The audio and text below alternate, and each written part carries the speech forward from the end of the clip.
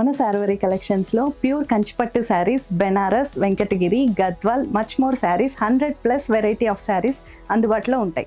కొత్త ఆశలు, కొత్త ఆలోచనలు, కొత్త ఆశయాలతో ఈ నవవసంతం ఆనందమయం కావాలని కోరుకుంటూ శ్రీ పరాభావ నామ సంవత్సర ఉగాది శుభాకాంక్షలు. మన Sareevari collections Google, Instagram and YouTube pages ఉన్నాయి. Please do like, share and subscribe. For any bookings or enquiries please contact 7993929319.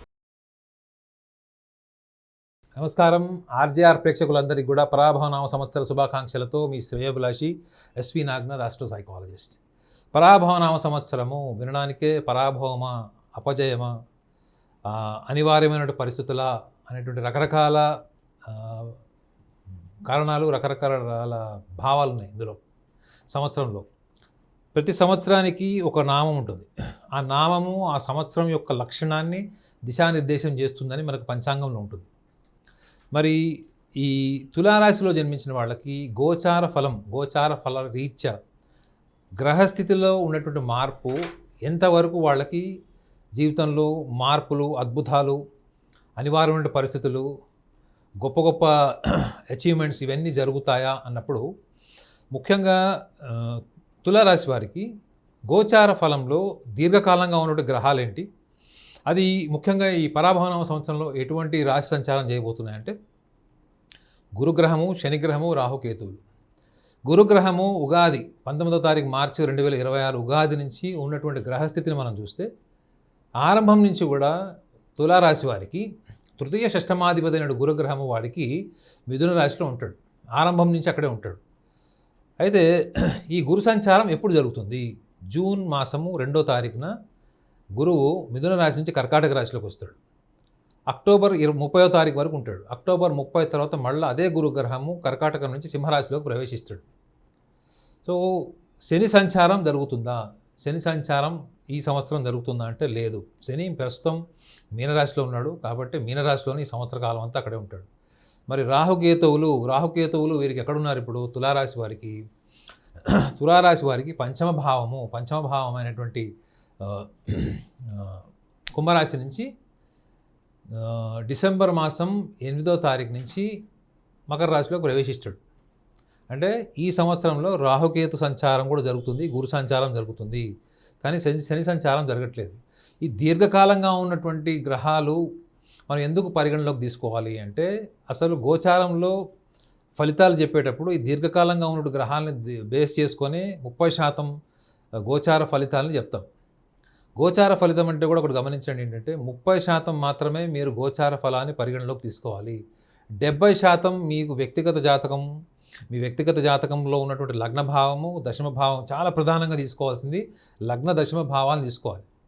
మిగతావన్నీ కూడా ప్రశ్న భావాన్ని బట్టి ఉంటాయి. సప్తమ, చతుర్థ, అష్టమ భావాలు లేదా పంచమ భావాలు ఇవన్నీ కూడా ఆయా సందర్భాన్ని బట్టి, వయసుని బట్టి మనం ఆ భావాల్ని మనం విశ్లేషిస్తాం. అది వ్యక్తిగత జాతకాన్ని బట్టి. గోచార ఫల రీత్యా చూస్తే ఏంటంటే 30% మాత్రమే పరిగణలోకి తీసుకోవాలి.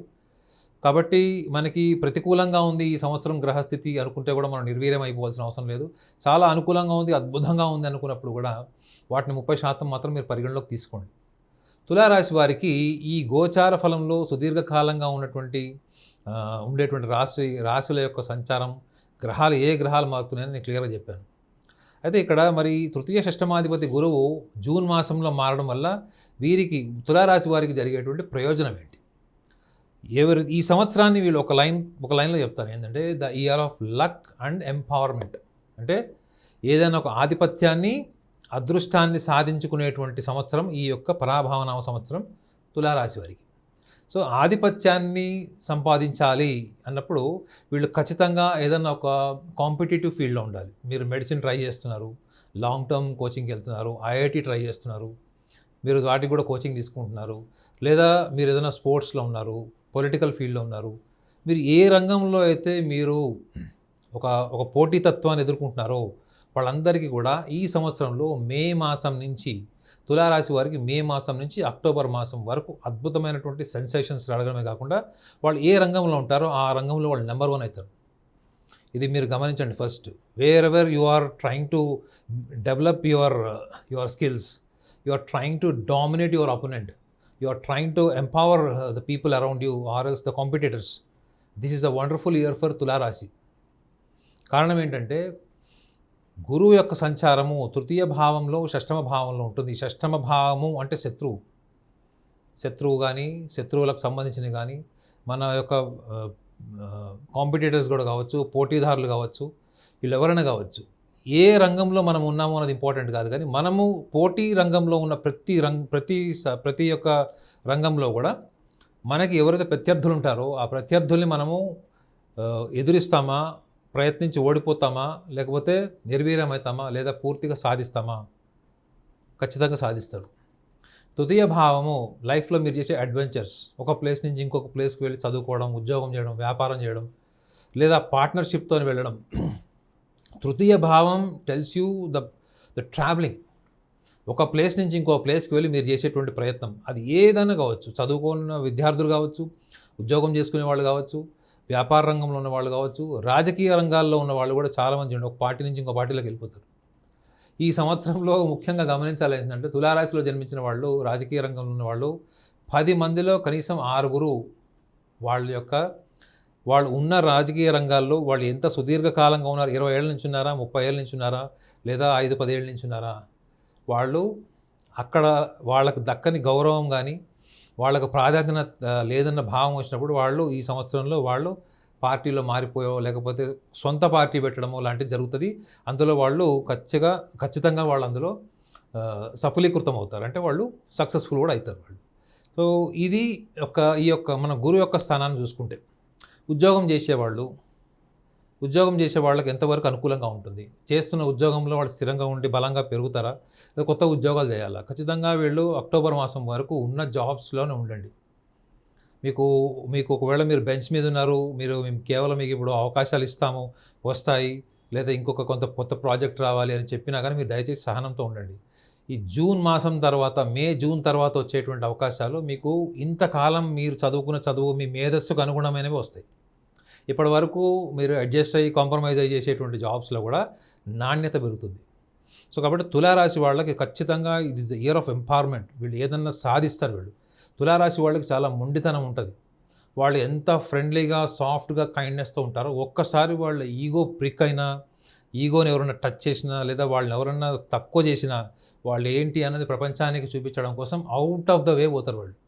సో కాబట్టి ఈ సంవత్సరం వాళ్ళకి ఒకవేళ వాళ్ళు అంటే రిస్క్ ఫ్యాక్టర్ ఏమైనా ఫేస్ చేయాల్సి వస్తుంది, లేదా వాళ్ళు అట్లాంటి అడ్వెంచరస్ స్టెప్ ఏదైనా తీసుకోవాలంటే కూడా జూన్ తర్వాత ఇది హైలీ ఆస్పీషియస్ టైం వాళ్ళకి.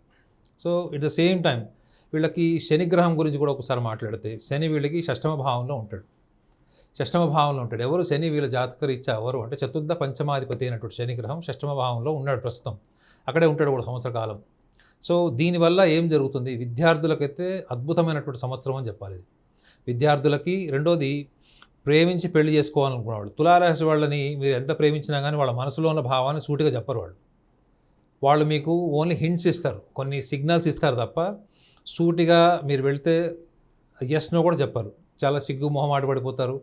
సో కొంతకాలంగా వీళ్ళు నిర్ణయం తీసుకోలేదు. భాగస్వామికి సంబంధించింది, ముఖ్యంగా భాగస్వామికి సంబంధించిన నిర్ణయాలు తీసుకోవడంలో కొంత మొహమాటము, కుటుంబ పరిస్థితుల్ని లేదా ఆర్థిక పరిస్థితుల్ని పరిగణలోకి తీసుకొని కొంతకాలం వీళ్ళు డిలే చేసిన వాళ్ళందరికీ కూడా ఈ సంవత్సరంలో ఒక అడుగు ముందుకు వేసి వాళ్ళు నిర్ణయం తీసుకోవడం, లేదా వాళ్ళకి ఒక క్లారిటీ రావడం, ఓపెన్ అయిపోవడం, లేదా పెళ్లి చేసుకోవడం అనేది ఈ సంవత్సరంలో ఖచ్చితంగా జరుగుతుంది. అది కూడా ఖచ్చితంగా మే మాసం నుంచి వాళ్ళకి అద్భుతమైనటువంటి గడియలు. సో ఫ్యామిలీ, పర్సనల్ లైఫ్కి కూడా తులారాశి వాళ్ళకి ఇది అద్భుతమైన టైం. మరి నెక్స్ట్ మనం ఏ విషయాన్ని ఇంకా నెక్స్ట్ పరిగణలోకి తీసుకోవాలి అంటే వీళ్ళకి రాహు పంచమ భావంలో ఉంటే ఈ తులారాశి వాళ్ళకి ఖచ్చితంగా లాభస్థానంలో వాళ్ళకి కేతు ఉంటాడు.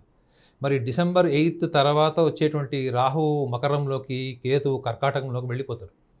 మరి దీనివల్ల తులారాశి వాళ్ళకి ఏంటి? తులారాశిలో చాలామందికి ఈ ముఖ్యంగా లోయర్ లిమ్ సమస్యలు ఉన్నవాళ్ళు, లోయర్ లిమ్ అంటే మన లోయర్ బాడీలో ఉన్నటువంటి, లేదా వాళ్ళకి డీప్ వెయిన్స్లో కానీ అంటే రక్తనాళాల్లో వాళ్ళకి క్లాట్స్ ఉన్నవాళ్ళు, రక్తనాళాల్లో ప్రసరణ ప్రాబ్లం ఉన్నవాళ్ళు, లేకపోతే వెరికోజ్ వెయిన్స్ ఉన్నవాళ్ళు, పైల్స్ ప్రాబ్లమ్స్ ఉన్నవాళ్ళు, ఇలాంటి వాళ్ళు అందరూ దీర్ఘకాలంగా వాళ్ళు ట్రీట్మెంట్ చేసుకుంటున్న వాళ్ళు, చాలా సఫర్ అవుతున్న వాళ్ళకు కూడా ఈ సంవత్సరం వాళ్ళకి ఒక శాశ్వతమైన పరిష్కారము, లేకపోతే ఒక ట్రీట్మెంట్లో వాళ్ళకు ఒక డెవలప్మెంట్ కనిపించేటువంటి అవకాశం కూడా ఉంటుంది వాళ్ళకి. ఆరోగ్యానికి సంబంధించిన విషయాల్లో కూడా ఈ సంవత్సరం వాళ్ళకి చాలా అంటే చాలా బెటర్ టైం ఇది వాళ్ళకి. ఈ సంవత్సరం ఇది ఆరంభ దశ నుంచే ఉంటుంది. అంటే మీకు మార్చ్ ఏప్రిల్ నుంచే మీకు ఈ ప్రోగ్రెస్ కనిపిస్తుంది. సో కాబట్టి కొంత మీరు కొంత సొంత విషయాల్లో మీరు నెగ్లెక్ట్ చేయకండి. ఎప్పుడు వేరే వాళ్ళ వెల్ఫేర్, వేరే వాళ్ళ బాధ్యతలు, వేరే వాళ్ళ సమస్యలను ఎత్తినేసుకునే వాళ్ళు ఈ సంవత్సరంలో ఖచ్చితంగా పరాభవనామ సంవత్సరం మీ సొంత తెలివి, సొంత విషయాల్లో అవగాహన, మీ యొక్క చురుకుతనం, చాతుర్యం వీటన్నిటి కూడా సవాల్గా ఉంటుంది పరాభవనామ సంవత్సరం. కాబట్టి ముఖ్యంగా ఇందులో మీరు ఆరోగ్యపరమైనటువంటి విషయాల్లో మీరు జాగ్రత్తలు తీసుకోవాలి. మీ గురించి మీకు ఏమన్నా ఒకవేళ ఆరోగ్య సమస్యలు ఏమైనా వచ్చినాయంటే పూర్తిగా మీరు టోటల్ మెడికల్ చెకప్ చేయించుకోండి. ఎస్పెషల్లీ చెప్తున్నాను కదా, ఆగస్ట్ నుంచి డిసెంబర్ వరకు మీలో ఎప్పుడైనా మెడికల్ ప్రాబ్లమ్స్ ఏమైనా వచ్చినాయంటే ఏదో వచ్చింది కదా మనం సూపర్ఫిషియల్గా ఒక టెస్ట్ చేసాం వదిలేసాం అలాంటివి కాకుండా కంప్లీట్ చెకప్ చేయించుకోండి. డీటెయిల్డ్గా మీరు ఎంత లోతుగా మీరు ఆ సమస్యకు సంబంధించినటువంటి మెడికల్ రిపోర్ట్స్ మీరు స్కానింగ్ చేయించుకోగలుగుతారో తీసుకోండి. సెకండ్ ఒపీనియన్ కూడా వెళ్ళండి. సో ఈ ఇయర్లో మీకు కొంత ఏమైనా ప్రతికూలంగా ఉంటుంది అంటే ఆరోగ్యపరమైన విషయాల్లోనే, అది కూడా మీ ఇగ్నోరెన్స్ వల్లనే. సో మనం ఇంకొక విషయాన్ని కూడా బలంగా పరిగణలోకి తీసుకుంటే కేతువు ఎప్పుడైతే కర్కాటక రాశిలోకి ప్రవేశిస్తాడో, రాహు పంచమభావంలోకి వస్తాడో, అది తులారాశి వాళ్ళకైతే అసలు మహిళలకైతే అది మంచి టైం. ఏంటంటే వాళ్ళు ఫ్యామిలీని వాళ్ళు ప్లాన్ చేసుకోవడానికి మాత్రం అది వండర్ఫుల్ టైం. అది ఒకవేళ పెళ్లి చేసుకొని కొంత గ్యాప్ తర్వాత పిల్లలు ప్లానింగ్ చేసుకునే వాళ్ళకి, దీర్ఘకాలంగా ఫర్టిలిటీ ఇష్యూస్ ఉన్న వాళ్ళకి, ఒత్తిడి వల్ల వాళ్ళకి ఓవ్యులేషన్ టైంలో ప్రాబ్లం వచ్చిన వాళ్ళకి, వీళ్ళందరికీ కూడా ఫ్యామిలీ ప్లానింగ్ ఎస్టాబ్లిష్మెంట్, ఎగ్జిక్యూషన్ వీటన్నిటికీ కూడా ఒక బలమైన నిర్ణయం మీరు తీసుకోగలిగితే మాత్రం ఈ సంవత్సరం మీకు అద్భుతమైన సంవత్సరం. అది కూడా సెప్టెంబర్ నుంచి మీరు చూసుకోండి. ఈ సంవత్సరం ఖచ్చితంగా కేతువు ఎప్పుడైతే సంచారం జరుగుతుందో, శుక్రగ్రహం రవిగ్రహాన్ని కూడా మనం చూసుకుంటే ఈ సెప్టెంబర్ మాసం తర్వాత చాలా అనుకూలమైన వాతావరణం ఇది. సో ఫ్యామిలీకి చాలా అద్భుతమైన సంవత్సరం. మీరు ఎంపవర్మెంట్, రాజకీయ రంగాల్లో ఉన్న వాళ్ళకి, కాంపిటేటివ్ ఫీల్డ్లో ఉన్న వాళ్ళకి, ముఖ్యంగా ఫిలిం ఇండస్ట్రీలో ఉన్న వాళ్ళకి, సినిమా రంగంలో ఉన్న వాళ్ళకి కూడా చాలా అద్భుతమైన టైం. ఇంకొకటి, ఈ సంవత్సరంలో సెప్టెంబర్ మాసం తర్వాత భూమికి సంబంధించినవి అంటే అగ్రికల్చర్ ఫార్మర్స్ కావచ్చు, లేదా అగ్రికల్చర్ ఫార్మర్ ప్రోడక్ట్స్ ఏవైతే ఉంటాయి, అగ్రికల్చర్ ప్రోడక్ట్స్ సంబంధించిన వ్యాపారం చేసే వాళ్ళకి, భూమి కొనుగోలు చేసే వాళ్ళకి, కొన్న భూమి మీద కన్స్ట్రక్షన్ చేసే వాళ్ళకి, ఆల్రెడీ కన్స్ట్రక్షన్ లైన్లో ఉండి సేల్స్ చేసే వాళ్ళకి, వీళ్ళందరికీ ఎప్పటివరకు ఏవైతే డిలే జరిగినాయో అవన్నీ కూడా ఈ సంవత్సరంలో వాళ్ళకి అనుకూలమైనటువంటి వాతావరణం ఏర్పడుతుంది. ఈ సంవత్సరం మీరు నిర్వీర్యమయ్యాల్సిన అవసరం లేదు. గత 2 సంవత్సరాలుగా మీరు ఏవైతే దుష్ఫలితాలు చూశారో, లేదా మీకు జాప్యం డిలే జరిగిందో, లేదా వేరే వాళ్ళ వల్ల మీకు నష్టం జరిగిందో అవన్నీ కూడా ఈ సంవత్సరంలో రికవర్ అవుతాయి. మీరు చేయాల్సిందల్లా ఏంటంటే మీ యొక్క సొంత ఆలోచనని, మీరు సొంతంగా మీ తెలివితేటల్ని, ప్రణాళికలు నమ్మండి. వేరే వాళ్ళ తెలివితేటలు లేదా వేరే వాళ్ళ సలహాలని మీ యొక్క నిర్ణయాల్లో ఇన్వాల్వ్ చేయకండి. పూర్తిగా బిలీవ్ ఇన్ యువర్ సెల్ఫ్. ఎందుకంటే ఈ సంవత్సరం మీకు ఛాలెంజ్. మీ నాణ్యతతో కూడిన బుద్ధికి, మీ నాణ్యతతో కూడినటువంటి ఆలోచనకి, మీ ఊహాశక్తికి ఈ సంవత్సరం ఛాలెంజ్. మీలో అన్ని అద్భుత లక్షణాలు ఉన్నాయి. కావాల్సింది ఏంటంటే వాటిని అడాప్ట్ చేసుకొని ఎగ్జిక్యూట్ చేయండి. ఈ పరాభవనామ సంవత్సరం మీకు అద్భుతంగా ఉంటుంది. అద్భుతమైన జ్ఞాపకాలు ఇస్తుంది. అద్భుతమైనటువంటి జ్ఞాపకాలు ఇవ్వాలని కూడా మనస్ఫూర్తిగా కోరుకుంటున్నాను.